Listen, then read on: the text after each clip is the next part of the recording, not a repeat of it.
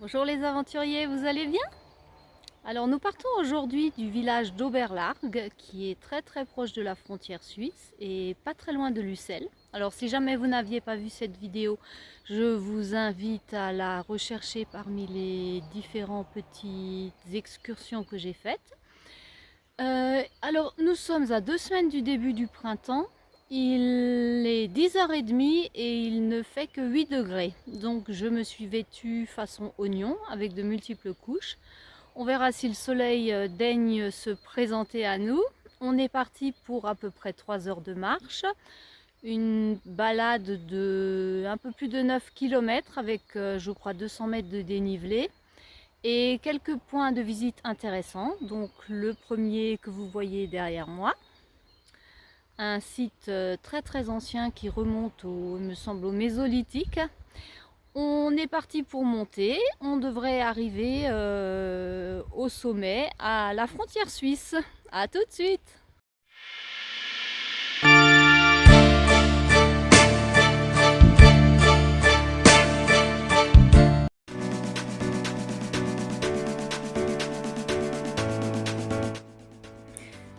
Nous commençons par un petit aperçu du village d'Oberlarg et nous dirigeons vers la sortie du village en passant devant l'église.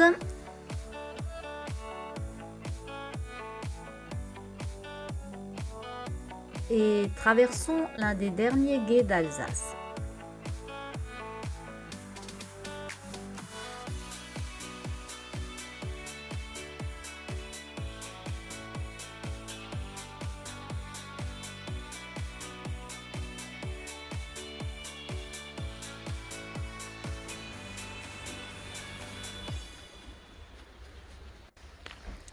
Alors comme vous pouvez le constater, ici il y a beaucoup d'eau.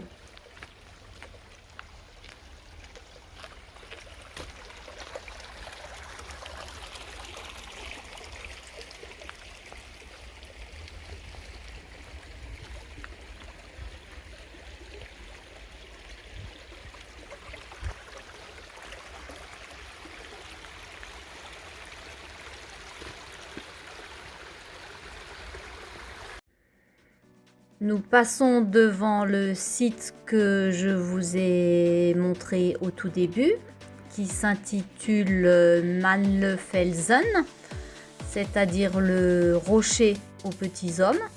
De nombreuses fouilles s'y sont déroulées au XXe siècle. Elles ont permis de découvrir des outils et plusieurs strates qui ont révélé des habitations remontant à plusieurs époques jusqu'à 8200 avant Jésus-Christ. Nous poursuivons ensuite la montée dans le vallon et passons devant la source de la Largue, la rivière locale.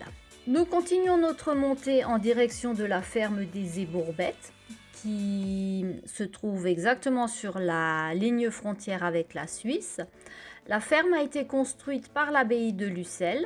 Elle se trouve à 713 mètres d'altitude dans les montagnes qui sont donc le Jura.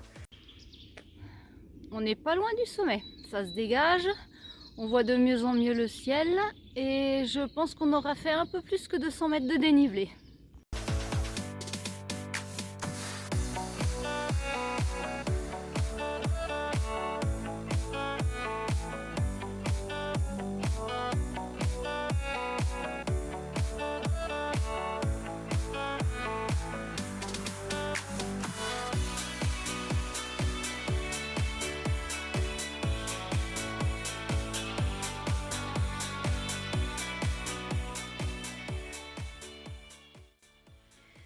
Nous voici sur le plateau. Alors côté gauche, c'est la Suisse, le canton du Jura, et côté droit, c'est la France avec la plaine d'Alsace.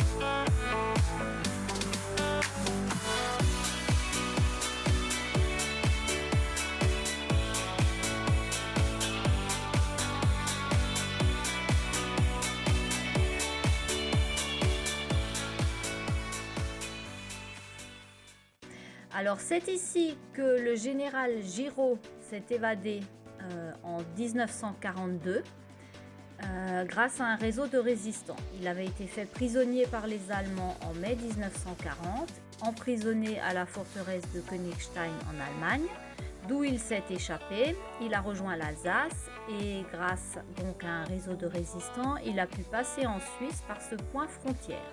Et il a ensuite pris la direction des forces françaises d'Afrique du Nord.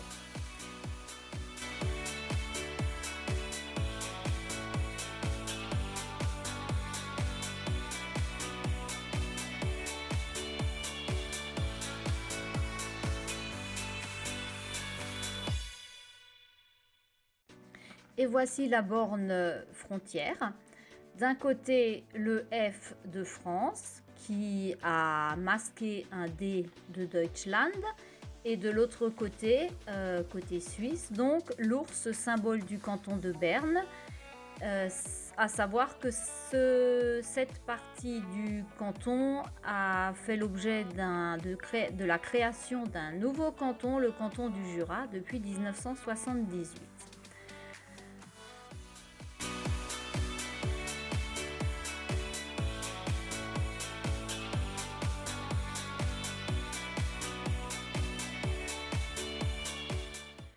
Nous entamons maintenant notre descente en direction du château du Morimont. Nous faisons un petit arrêt au niveau du rocher de la Sorcière. Alors, selon les croyances populaires, à cet endroit se seraient tenues des réunions de sorcières.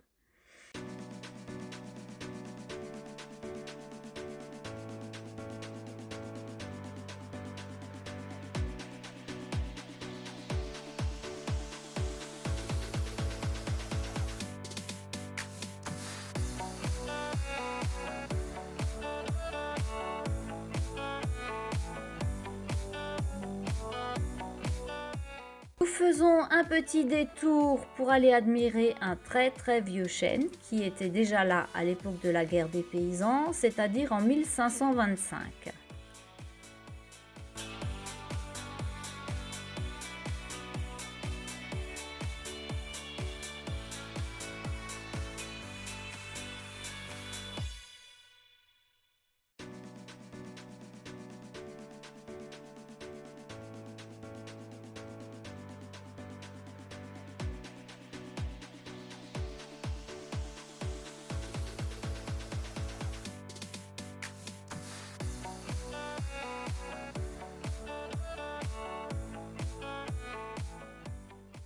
Le château du Morimont a été mentionné pour la première fois en 1183. Il a été endommagé par le grand tremblement de terre qui a touché toute la région de Bâle en 1356. Il y a donc deux époques différentes de construction. La première et donc les compléments qui ont été rajoutés au XVe et XVIe siècle. Il faut savoir que les Morimont étaient les vassaux des comtes de Ferrette. Le château a été définitivement détruit par les troupes françaises en 1635 pendant la guerre de 30 ans. Des travaux de restauration et de sauvegarde ont été entrepris à partir de 1894, mais le site est actuellement fermé en raison de risques d'éboulement de certaines tours qui sont malheureusement bien abîmées. Il est toutefois possible de faire le tour du site par l'extérieur.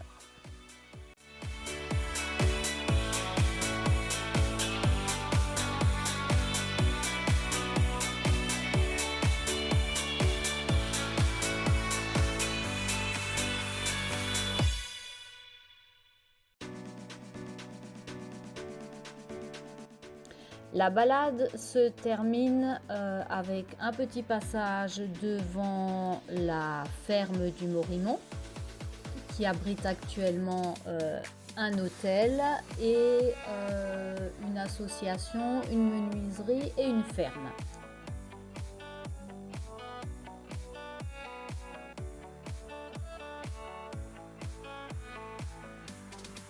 Nous terminons notre visite de la semaine en revenant à notre point de départ, c'est-à-dire au village d'Oberlarg.